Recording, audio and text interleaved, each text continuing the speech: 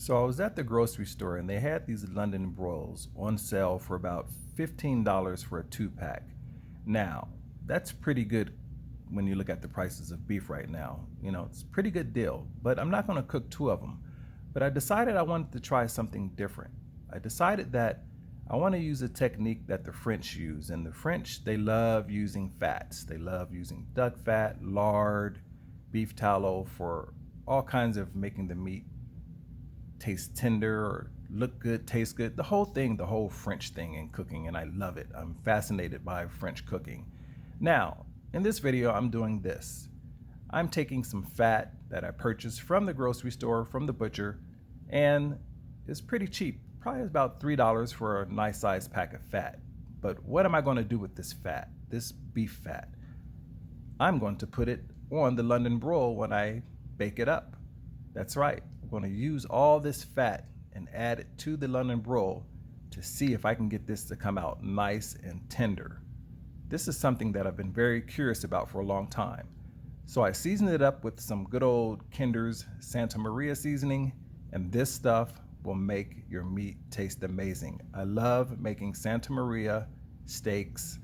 I love the seasoning. I love the flavor of it. It's a really, really good seasoning by Kinder's, and I purchased this at Costco. You know, I love going to Costco because they always have something from Kinder's, and I'm always buying up Kinder's. As a matter of fact, it drives my wife crazy because I have so many seasonings and rubs and spices by Kinder's. That's right. So on to the next part. Show you this again. Technique I'm using. This is a repeat. I'm taking the beef, I'm going to season it up real good, and then after that, I am going to wrap, well, not really wrap, I'm going to put some layers of good old fat on there. And I'm repeating this because I don't want you to be confused about what's going on here. So once again, I season the meat on both sides, put a whole lot on there because this can handle some seasoning. The meat can handle some seasoning. Then I take some butcher paper, I lay down some fat, and I lay the London broil right on top of it. That's right. And then guess what? I take some more fat and I put it on top of that London broil, and it's going to take it all in. That's right. The London broil is going to be layered in fat. Now, this is the easiest way I found to do it. And this technique is what you would probably use on a brisket, but I'm doing it on the London broil. So then after that, I wrap it up. I use some string, tie that baby down real good. And then after that, it is time for me to put it in a baking pan. And then after that, I'm going to take this beautiful thing and put it in the oven and bake it at 250 degrees for 2 hours. That's right, a London broil for 2 hours in the oven. Then after that, it's done. And it's time for me to cut it open and wait until you see the results of this. I'm very surprised and I'm very happy with the results of this. So I cut the strings off, then I open it up, and there you go.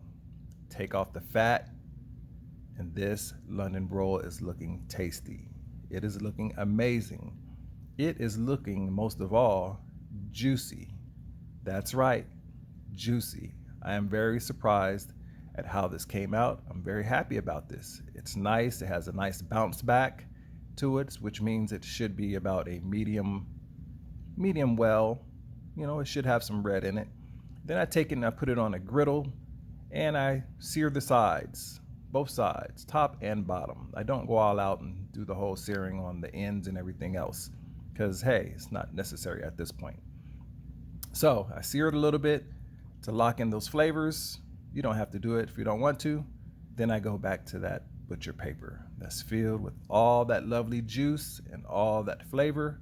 And I'm not going to throw it away. I'm not going to commit the sin of barbecuing and grilling and baking meats and throw away the juice. That juice is going right back into the baking pan.